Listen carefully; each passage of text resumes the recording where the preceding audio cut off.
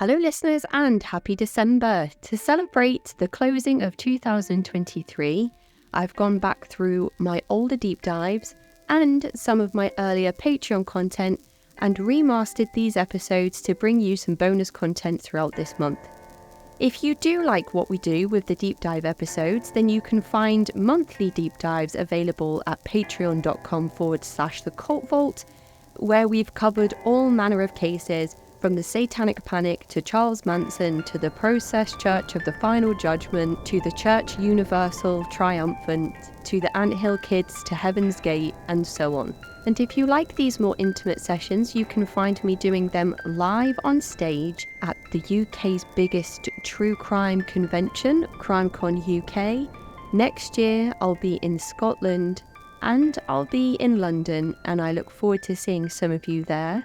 For more information on tickets and pricing and dates and venues, you can head to crimecon.co.uk. Purchase your tickets today using the code CULT, C-U-L-T, to get yourselves 10% off of your ticket prices. That's crimecon.co.uk, sponsored by the network True Crime. This episode comes with a trigger warning. It includes themes of abuse, violence, abortion, and attempted murder. Most of my source material has come from prounounced.com. Paul Morantz is an American attorney and a notable character in this story.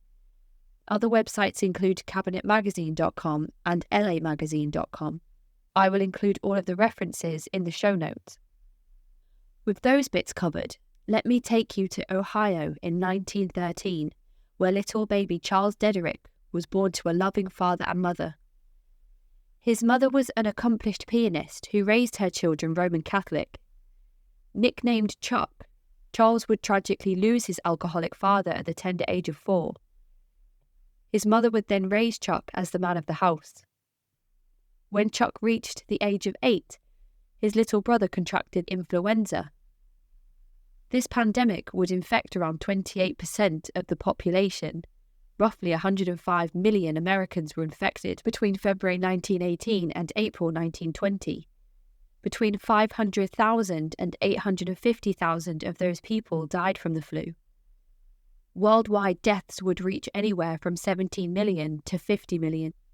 Tragedy would strike again when his little brother would sadly die from the flu, becoming infected at the very back end of the pandemic.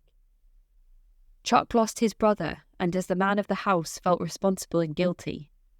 Through his grief, he grew closer to his mother, until he reached the age of 12. It was during this year that his mother remarried, and Chuck was absolutely heartbroken and completely devastated. He went on an alcohol-fueled rage at only 12 years old, and continued heavily drinking from this day. He gave up on his studies and failed to reach a standard in high school enough to pass his examinations, so he left the school of Notre Dame, or Notre Dame as Americans say, and went to work for the Mellon family. The Mellon family, an extremely influential and wealthy family from Pittsburgh, Pennsylvania, had started and owned many business ventures, including Mellon Bank. Chuck worked specifically for Gulf Oil, owned by the Mellon family. But Chuck wouldn't last in this job or even in his first marriage. Again, this came down to his drinking. Thanks to the 1928 discovery of penicillin by Scottish researcher Sir Alex Fleming, Chuck in the 1940s, aged just 20, would be saved by medicine after developing the deadly infection meningitis, an infection of the protective membranes that surround the brain and spinal cord. Unfortunately, from this bout of meningitis, Chuck would develop a droopy left eye and a facial tic.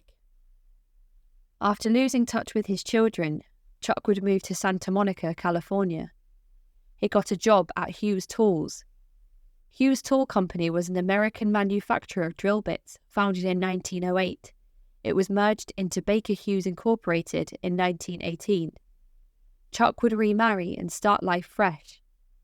Unfortunately, though, his drinking would again cause him to lose these things a second time, and after being found passed out on the kitchen floor, Chuck was steered into an Alcoholics Anonymous meeting, also known as AA. Wikipedia would describe AA as Alcoholics Anonymous is an international mutual aid fellowship with the stated purpose of enabling its members to stay sober and help other alcoholics achieve sobriety. AA is a non-professional, self-supporting and apolitical organisation. Its only members' requirement is a desire to stop drinking. It was founded by Bob Smith in 1936 in Akron, Ohio, in the US. Upon being whisked into his first AA meeting, Chuck finally felt like he had found a place that he belonged. He would attend his first meeting of the day and talk the entire time unless somebody would stop him. Few admirers through these meetings, and at the end of one meeting, he would go across town and find another meeting and repeat the same process of talking and gaining admiration of fellow AA members. He would do this all night long, living on his $35 a month unemployment check and the charity of others. After a bout of locking himself away, reading Emerson's book on self-reliance, Chuck had decided to devote all of his time to helping those suffering with alcohol addiction. He would invite AA members back to where he was staying for soup, coffee, and cigarettes. People were fascinated when Chuck spoke in his raspy and coarse tones, and together they began to make positive changes in their addictive behaviour. Some AA groups and members were then approached and asked if they would like the opportunity to participate in an LSD drug experiment. Doctors and researchers thought that these people would be perfect participants as they already had given themselves over to a higher power by submitting to the AA fully and quitting alcohol. The University of California were heading the experiment, looking to see the therapeutic results of using this new wonder drug. Chuck took part in this experiment, and while others experienced euphoria and hallucinations of music and colour, Chuck didn't experience this at all. In fact, he stated that all he experienced was an overwhelming experience of omnipotence and omniscience. The experiment was led by Dr. Keith Dittman, and Chuck explained his experience as a cathartic breakthrough. His speeches at his home and during his AA meetings changed from spiritual and religious to including themes of psychology and philosophy, which sounds remarkably like the earlier years of Jim Jones. Dr. Keith Dittman, leader of the LSD experiment, was born 18th of April 1921 in Spokane, Washington. He started his career as an associate professor of psychiatry and eventually headed the department's research clinic. In the 1960s, he served as a researcher for the University of California's Brain Mapping Institute, and here is where he would carry out these LSD experiments. Dittman died on July 19th, aged 80, from heart complications, after dedicating a lifetime to research. One notable thing about Dittman in terms of this podcast is how he testified during the Charles Manson trials. An article on New York Times website reads, Los Angeles, March 3rd. A psychiatrist who pioneered research into hallucinogenic drugs testified today that Charles M. Manson could have persuaded Leslie Van Houten, a chronic user of LSD, to commit murder. Dr. Keith Dittman, who directed a research project at the University of California, Los Angeles, testified in the penalty phase of the Tate LaBianca murder trial. He was the first expert on the drug called to the stand over the angry objections of Miss Van Houten, who sat murmuring at the defense table. In 1958, Chuck continued to grow a fan base within his AA meetings and at his home. He realised that they would need more space, so he gathered his flock, and for $100 a month, he rented a storefront on Venice Beach in the Ocean Park area. Written on the front of the shop, in big words, they painted, "The Tender Loving Care Club," which would be the original name of Synanon. Within the TLC group, there were some rules. One of them was no alcohol, but their most absolute law? Absolutely no violence whatsoever. During these meetings, Synanon's most famous event occurred. Members started participating in a thing called the game. The game was where everyone would sit around in semicircles of chairs, and addicts, one at a time, would be attacked verbally on their attitude, appearance, behaviour, beliefs. If the person being verbally abused tried to defend themselves, the entire group would begin hurling insults at that person.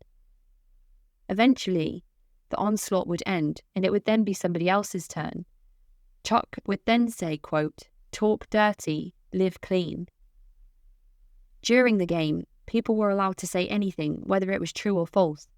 Ex-members would later talk about their experiences within Synanon and the game. One person said, "No matter how loud you scream, they can scream louder." The group survived on begging by food trucks, from sex workers, and donations. It was reported that to wash, there was a hose connected outside that ran into the shop through an open window. One day, a young man named Whiter Walker entered the TLC club. He was fresh out of prison and a heroin addict.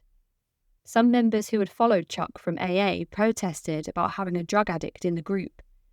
Chuck then announced to his followers that he would rather surround himself with, quote, dope fiends, and demanded that those suffering from alcohol addiction can leave and return to the AA, as there was support available for drunks, but not for drug addicts. A new rule was added to the TLC club. No alcohol, absolutely no violence, and now, no drugs. At one point, during a game, a participant would slur the words symposium and seminar. Chuck jumped up and said, "Did you just say Synanon?" And so the name was born. Some sources have also said that it was the words symposium and anonymous that were slurred. Chuck would also be known as the person who coined the term, "This is the first day of the rest of your life," to new Synanon members. Things carried on with Chuck gaining a following of dope fiends. They played the game 3 times a week, which often lasted hours at a time, and were offered coffee and cigarettes. Participants were also offered classes on public speaking, art, and drama to keep people interested and entertained. They also had a few jazz musicians in their ranks that ended up forming a band named Sounds of Synanon, with their first track being called CED, after Charles E. ded-erich. Soon, the group would move to an old National Guard building on Santa Monica Beach. At this time, newly appointed Governor Nelson Rockefeller addressed the public, stating that 50% of all crimes in his state could be linked back to drugs. Because of this, the neighbours of the TLC club began protesting heavily, complaining that having dope fiends from all over the US reaping havoc on the streets of Santa Monica was not good for business. Chuck was found breaking several zoning violations, meaning that they were operating a recovery centre in a residential zone without medical licences, paperwork or permission. He was told he could either up and leave and take his group elsewhere or go to jail. Chuck decided that he wouldn't flee and spent time in jail. This would be the first time Synanon would gain positive public traction. People heard and celebrated Chuck, calling him a martyr. Governor Edmund Brown Sr. signed a Save Synanon bill giving Synanon an exemption to health licensing. The medical board was due to establish rules for Synanon to work within, now that they no longer needed a license, but this never happened. Another notable thing about this movement during this time was how interracial Synanon was. Chuck married a woman named Betty who was an ex-drug addict, an ex-prostitute and also African American. A white man marrying a person of colour in the 50s or 60s was not common during this time. Money began flooding in from the rich and famous. Synanon received donations from people such as Robert Wagner, Leonard Nimoy, and Ben Gazzara.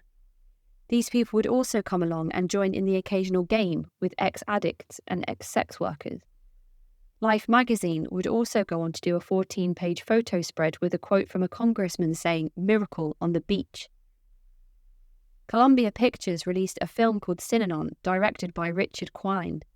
The film made $1 million at box office. Actors involved included Stella Stevens and Eartha Kitt. There's a synopsis of the film on internetmoviedatabase.com saying, "This film chronicles the goings-on at Synanon House, a rehabilitation centre for people with all kinds of addictions. It also looks at Chuck ded-erich, a recovering alcoholic who founded and runs Synanon House."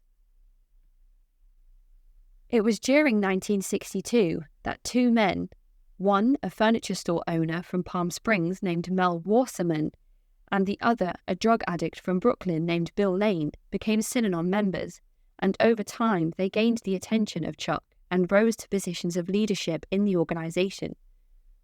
Wasserman even held Synanon meetings and games in his Palm Springs home. These 2 names would later become very famous in the world of the troubled teens industry that we will go into in a few episodes' time. In 1964, with all of its rapid growth, many were now aware of this alternative community where people were attracted to truth-telling sessions. Kicking off Phase 2 of Synanon, Chuck began building his own city in Marin County. Professionals and non-addicts, also nicknamed squares, were invited to join and live among the dope fiends if they brought assets and skills along with them. Those who lived at Synanon but didn't pay rent had to work harder in order to be able to stay. This included cooking, cleaning, DIY, and working amongst Synanon's various enterprises. Squares, or people who were not ex-addicts but wanted to live this lifestyle within the community, had to pay a fee to live at Synanon. Anyone new at this stage who came to live among the Synanon people were forced to play the game and confess everything. No secrets were allowed.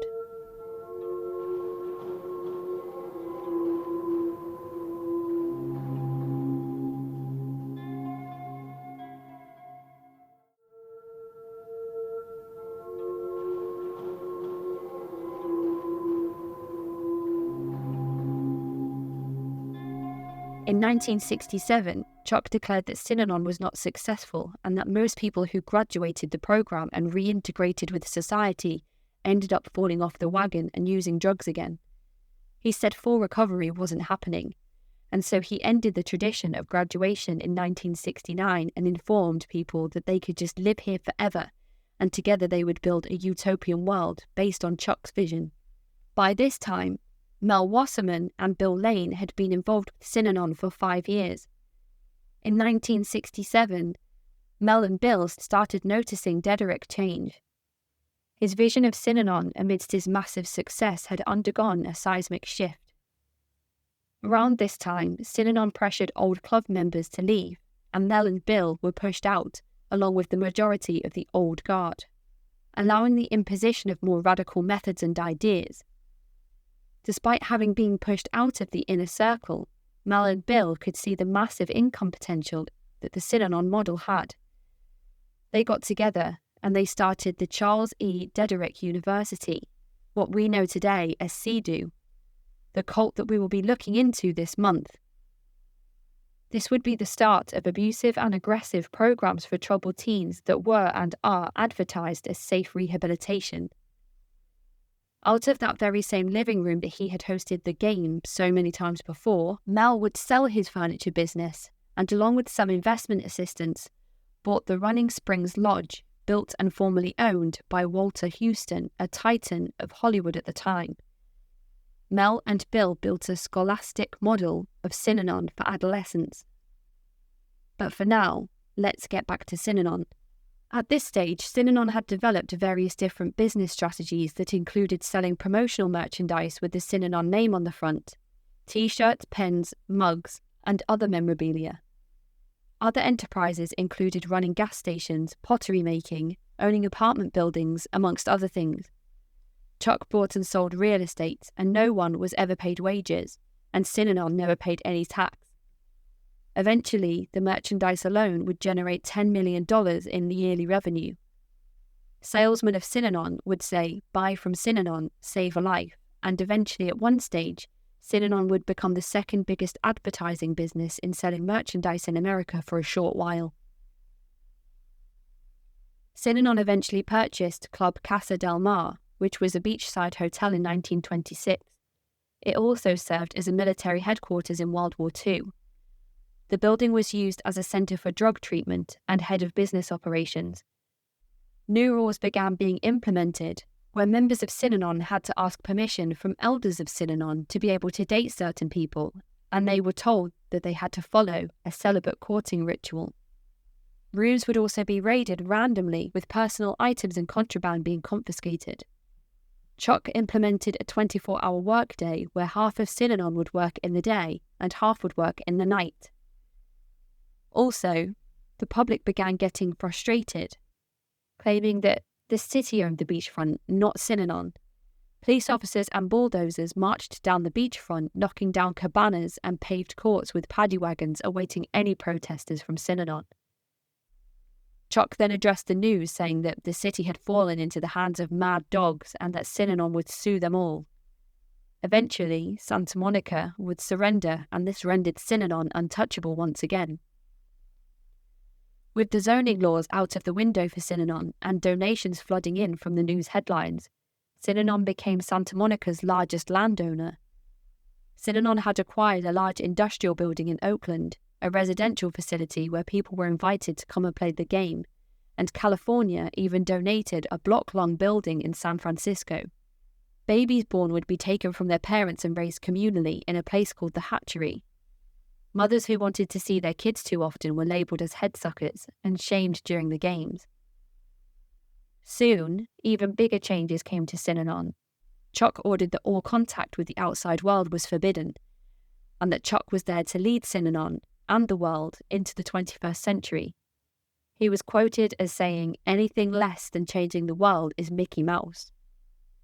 Chuck began experimenting with environmental manipulations. He thought back to the awakening that he had had during his time within the LSD experiment and sought to recreate this, but to do so he would need non-dope fiend participants. Chuck's main aims of this experiment were to create group psychotherapy, coercive persuasion, mysticism, and spiritual revival. At 7 p.m. on Fridays, around 50 people of all ages, known as trippers, would gather outside of the Del Mar building of Synanon to participate in what Chuck coined the trip. People dressed in long white robes with yellow scarves would greet the trippers and herd them through a candlelit and incense-burning corridor until they reached an army barrack-styled locker room, with army beds neatly dressed and name cards placed on each bunk. Chuck was quoted as saying, "At the end of this rainbow, there will be a pot of gold. Through dissipation or long hours of activity without sleep, we hope to bring about in you a conscious state of inebriation. We want to get you loaded without acid." Upon reaching the locker room, the trippers were stripped, given a set of their own robes, and asked to hand in all watches, because time no longer mattered, as well as jewellery and makeup, a symbolic stripping of one's previous self and past life, transitioning forward to a new identity. After taking the LSD, trippers were encouraged to participate in the game. They experienced universal enthusiasm, as well as collective shame and group defeat.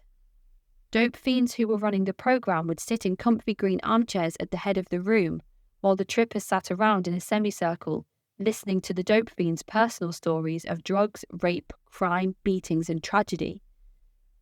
Squares who led these sessions would confess and describe their despair prior to finding Synanon. The lack of sleep left participants disorientated whilst tripping from the LSD. The aides within the workshop, working for the dope fiends or the squares in charge, would collect homework, making notes of confessions made by trippers during the game.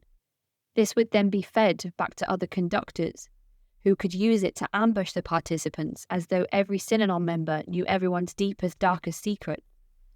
These ambushes were used as fuel to get trippers to confess even deeper sins. Each tripper kept a log during their time, writing down feelings or admissions. These documents were used against the tripper. Take in these admissions to the participants' spouses who wouldn't submit to Synanon as leverage to coerce them into joining the movement. There was such a thing at 3 a.m. called the witching hour, where a Ouija board would be operated by two ladies dressed in black and white robes who claimed to be witches. The witches would spell out messages from the underworld or the other side. The board would tell participants to adopt Synanon as their only family, leave their past lives behind, or go to the fifth circle of Dante's hell, where tormented souls, terrorized and torn, awaited them. Eventually, because of this, one tripper would break down and begin crying, and then all the participants gathered around to embrace that person. It was a moment of euphoria and love and connectedness. Resistors were told that this was their last chance to submit to Synanon. The hallucinating and fighting of sleep meant that defences were weakened, and eventually, anyone left unbroken began asking for forgiveness, collapsing into the fetal position. Some laughed, some howled, some cried for their mothers, and at the end of the experience, everybody embraced. At 8 a.m. on the Monday, the trippers left the trip room, hand in hand. They emerged towards a ballroom playing band music. and found themselves surrounded by hundreds of people clapping, cheering, and celebrating the trippers. Each participant had been awake for roughly 65 hours or more. Still, they stood hugging and clapping and embracing each other. During this celebration, people participated in a Synanon dance called a hoopla, and before Synanon had a chance to appreciate its ever-growing population, the community now consisted of teachers, lawyers, doctors, police, and politicians. These new allegiances would assist in the profits of Synanon, with Lifestyler's business helping Synanon gain $500,000 after the second year of the trip. This is where we enter Phase 3 of Synanon from the 1970s onwards. By 1972, Synanon had 1,700 live-in residents, either working for keep or paying to stay. One lady had even given a $1 million donation, with another man signing over control of his mortgage company in 1972. When the San Francisco Examiner published a series of political and critical articles about Synanon, Chuck sued them. He had a fleet of legal staff in 1972, around 48 in total, with lawyers who would come straight from Harvard.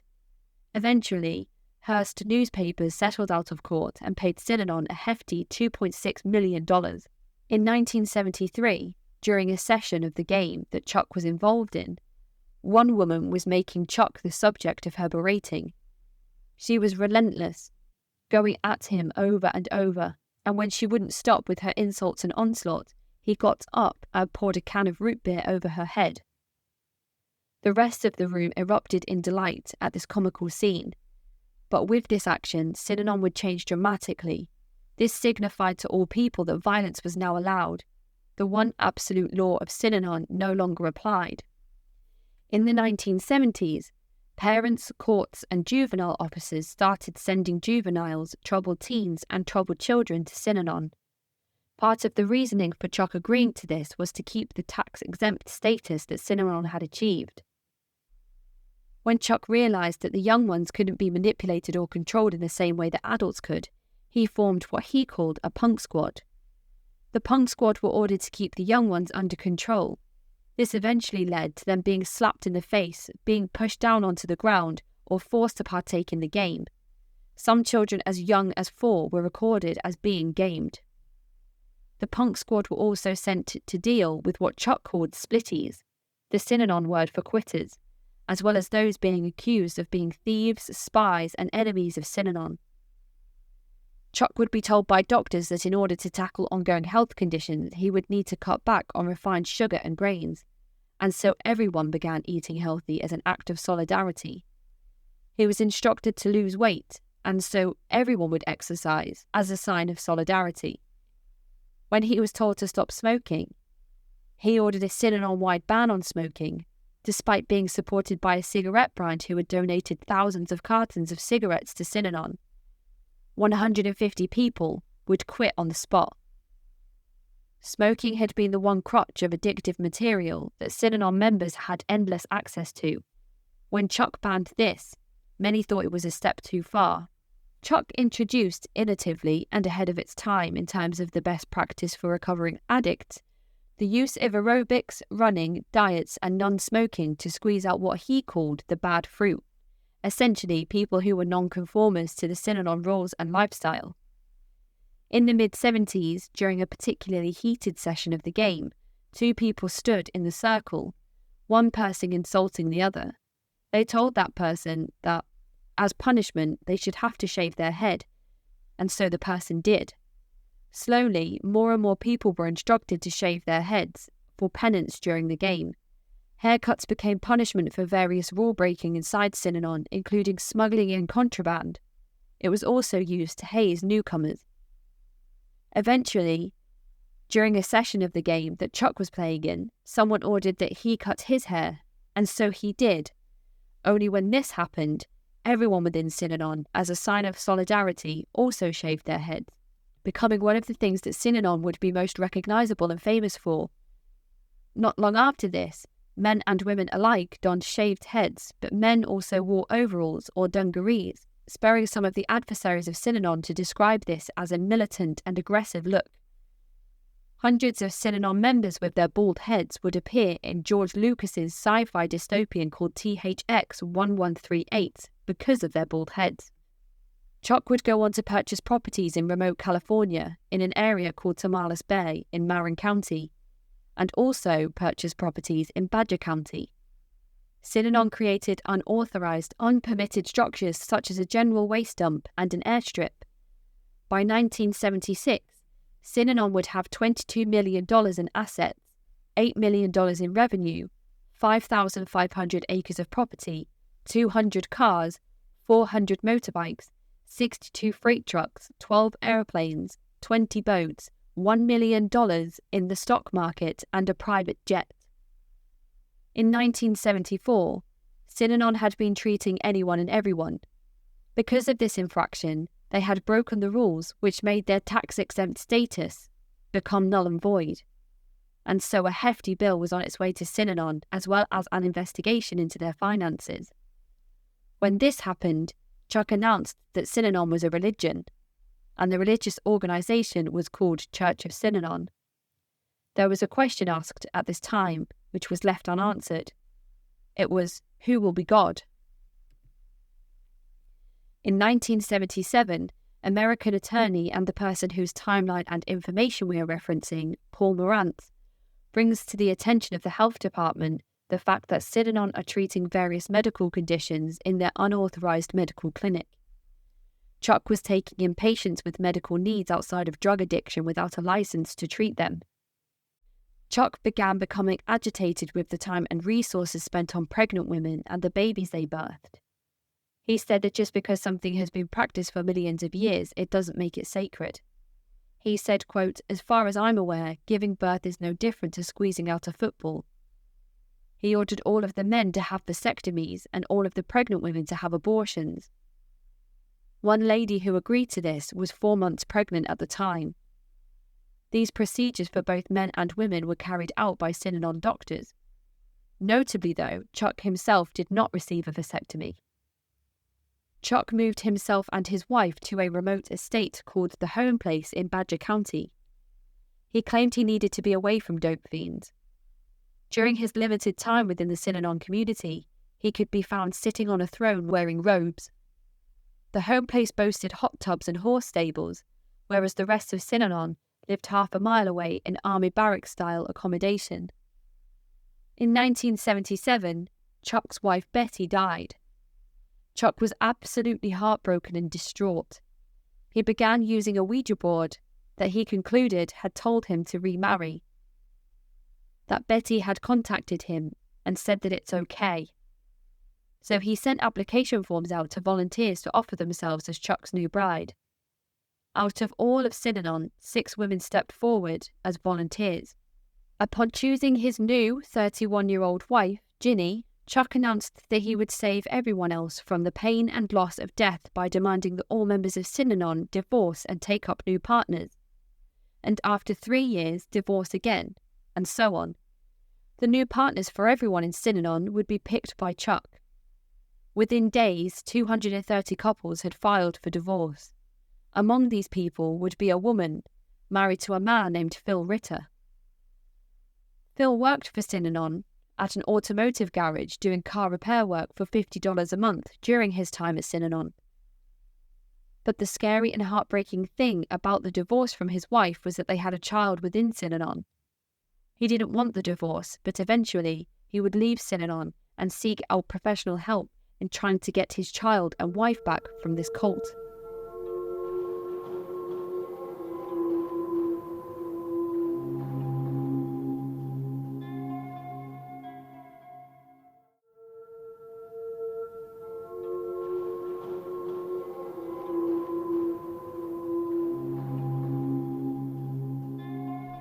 Chuck's control and brainwashing of people would begin to reach new heights when he implemented something called the Wire, a low-frequency broadcasting system that played locally 24 hours a day.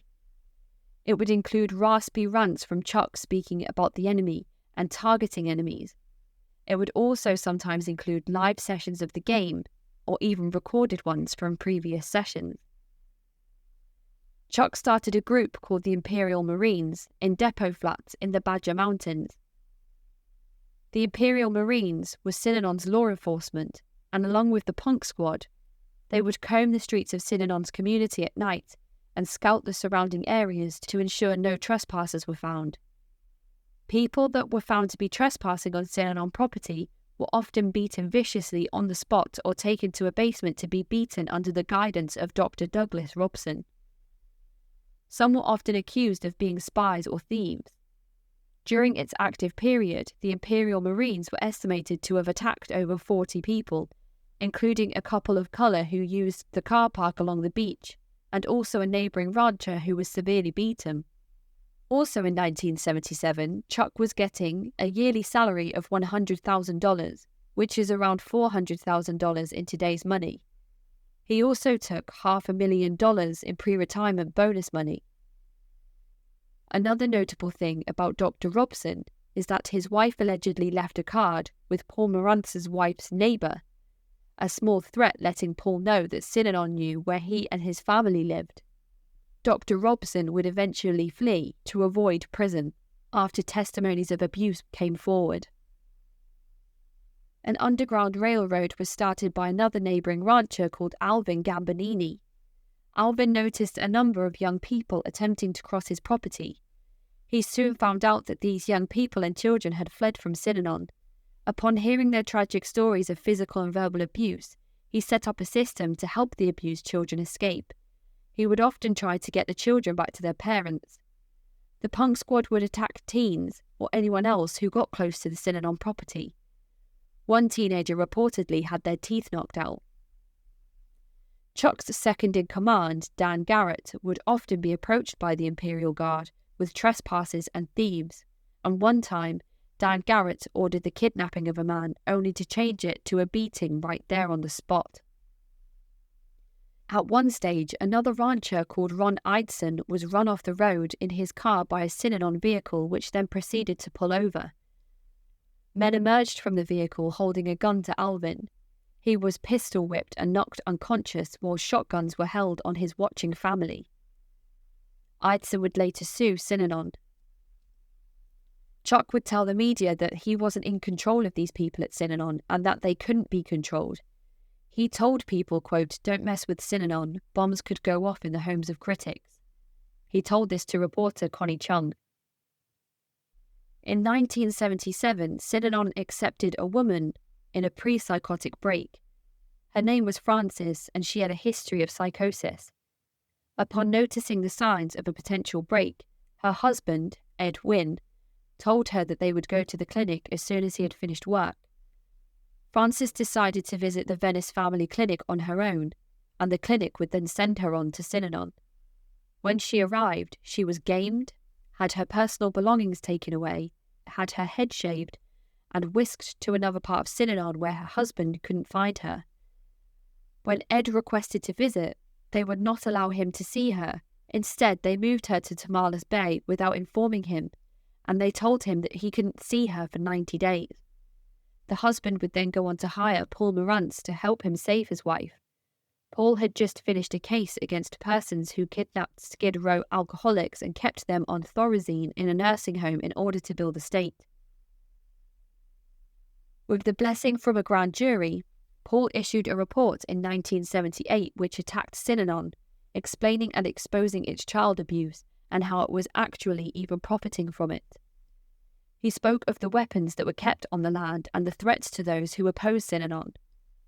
Paul even verbally attacked authorities for their lack of oversight. Authorities, however, would continue not to get involved. Whenever local media such as newspapers and radio stations would attempt to shine a light or expose Synanon, they were met with hefty legal action and silenced by expensive lawsuits. With local authorities refusing to investigate and the reports coming out from Paul and the grand jury, all of this caught the attention of Dave Mitchell, who ran a small weekly newspaper called the Port Reyes Light. Dave would continue to build up his knowledge and information on this movement. Newly appointed sheriff Lou Montanos would run report rejections on behalf of Synanon. Notably, Lou received help becoming nominated for sheriff by the people of Synanon. He also gave gun permits to Chuck and Chuck's second-in-command, Dan Garrett. It was later noted that $300,000 worth of firearms and ammunition was dotted around the Synanon community. It was also noted that $200,000 worth of these items were purchased from the same weapons store, and this caught the attention of the media. Over the course of its lifetime, Synanon would engage in legal battles against Paul Morantz, Synanon versus ABC, Synanon versus Time magazine, and eventually all of these would be Synanon's undoing. Journalists found access to internal documents of violence used against Synanon members, documents that included handwritten instructions telling members to physically harm others outside of Synanon, and then take responsibility for it when the authorities got involved, saying that it was nothing to do with Synanon. People that went to jail for Synanon were labelled as heroes. In 1978, NBC released a hard-hitting news segment on Synanon, and not long after this was released, hundreds of threats against executives and the chairman of NBC started flooding in. Some of these threats included things like, "Your actions place you in legal and physical peril," and "We are going to teach you a lesson." In March 1978, former member Tom Cardeneau was severely beaten by members of the Imperial Marines after being accused of being a spy. He was tied to a post and brutally assaulted during his honeymoon after he took his bride by the hand just to show her where he once lived in the Walker Creek Ranch. He was spotted by Synanon's own law enforcement, captured and beaten almost to death right there on the spot in front of his new wife. In June of 1978, Ernestine White, a grandmother of 3 children, tried to retrieve her grandchildren from Synanon when their mother had died within Synanon and the father had run away. Ernestine worked alongside attorney Paul Morantz, who gained a court order giving the grandmother full custody. Upon arriving at Synanon, members refused to hand over the children, but Morantz had prepared for this, and before Synanon could react, 13 law enforcement vehicles and officers with their guns drawn ordered Synanon to stand down. The grandchildren were retrieved and successfully returned to their grandmother. In this same year, California Congressman Herschel Rosenthal, a strong supporter of Synanon, attached a rider to a bill that, if passed, would exempt Synanon from health licensing laws altogether, no matter who Synanon took in for medical treatment. Marin County supervisors Barbara Boxer and Dianne Feinstein did not want to take a public position against Synanon, as it was part of their constituent, and so they called Paul Morantz, who managed to stop the bill from going through at the very last second. The bill only failed to pass by 1 vote. In September, on the 21st, in 1978, the Imperial Marines attempt to take the life of ex-Synanon member Phil Ritter, who was trying to get his wife and child back. They beat Phil so severely with wooden mallets that he fell into a coma for a week, and part of the beating caused him to get fluid in his spine. This caused near-fatal spinal meningitis.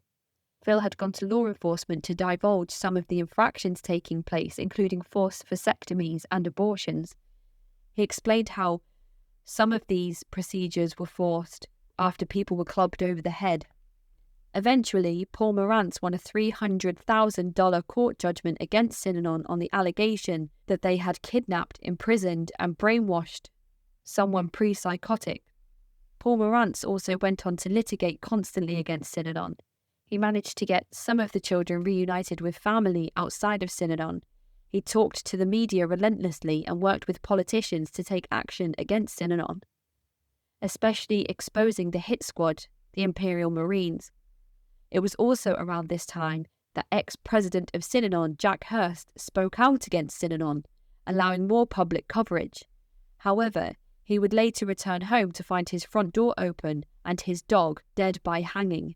The Imperial Marines had caught and caged rattlesnakes during their training, and on October 10, 1978, specific members of the Imperial Marines named Joe Musico and Lance Kenton, son of band leader Stan Kenton, under Chuck's orders placed a 4-foot rattlesnake in the mailbox of Paul Morantz.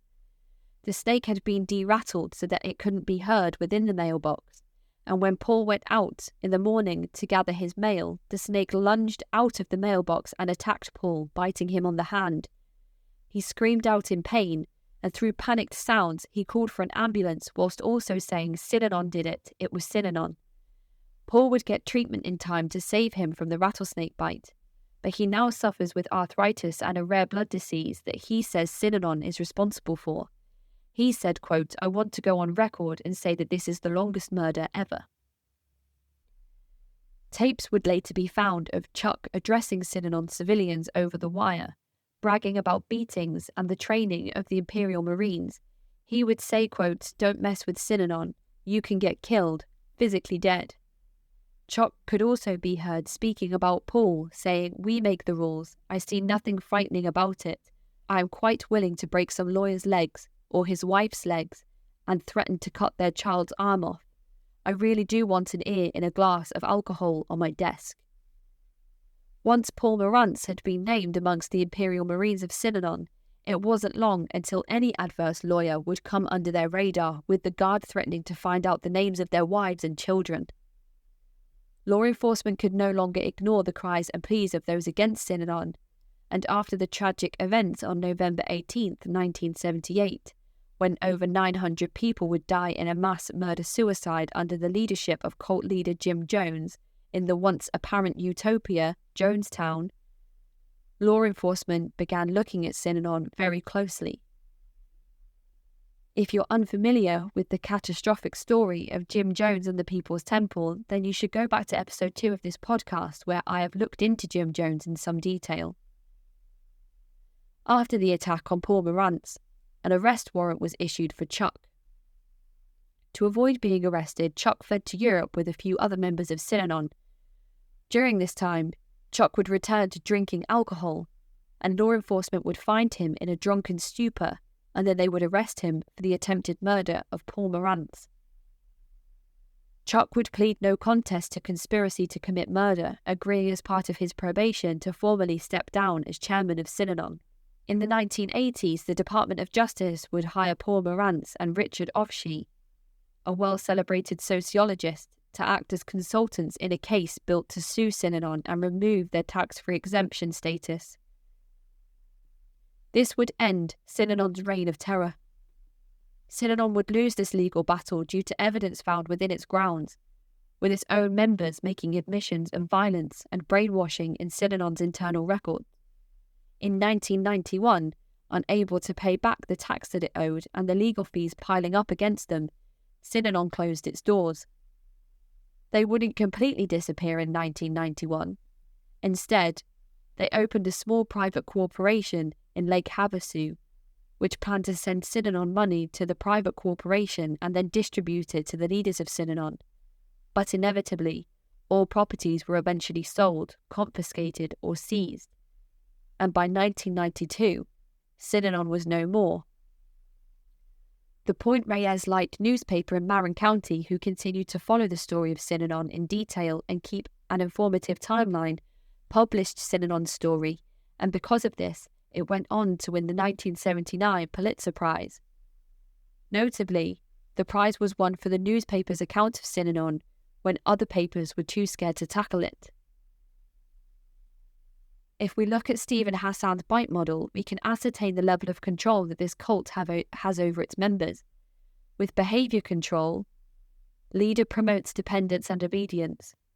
This is seen through the shunning and berating that people would receive during the game, which encouraged people to follow the rules to avoid this kind of beration.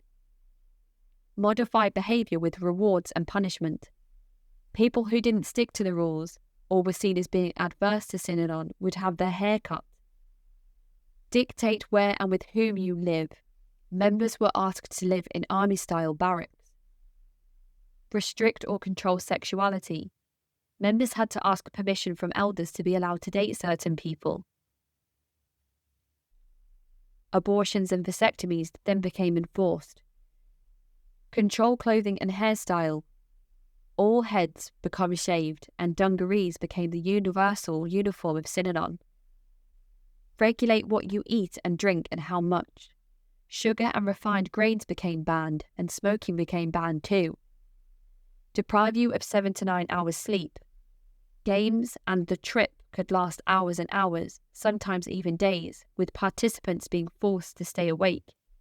Restrict leisure time and activity. Chuck introduced the 24-hour workday, where half the people worked in the day with no time for leisure, and half the people worked in the night, meaning that those people needed to spend the daytime sleeping before their 12-hour shift. With information control, forbid you from speaking to co-members or critics.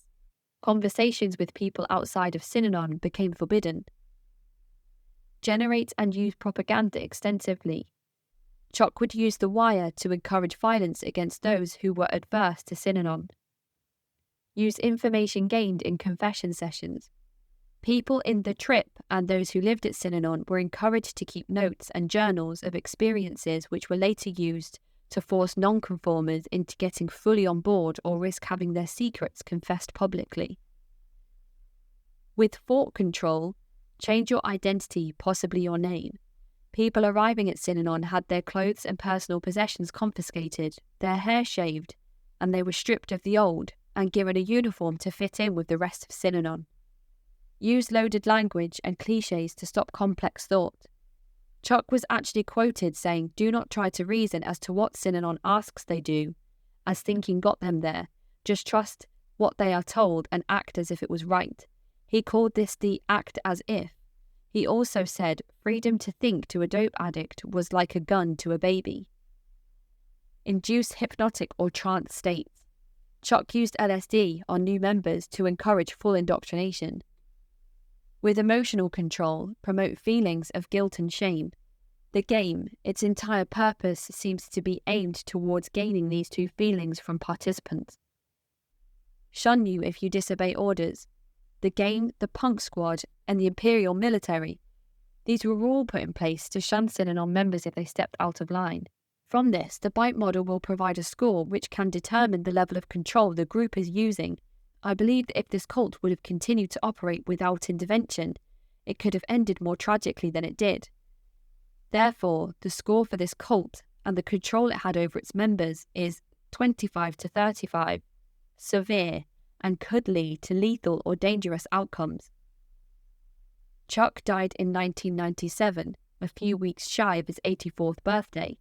From humble beginnings as a drunken man, he stumbled from AA to creating Synanon 1, a place for drug addicts, to Synanon 2, a utopian and alternative community, to Synanon 3, where violence was allowed, where many people were harmed, and he encouraged, where he could, cult behaviour, and a dangerous man truly manifested.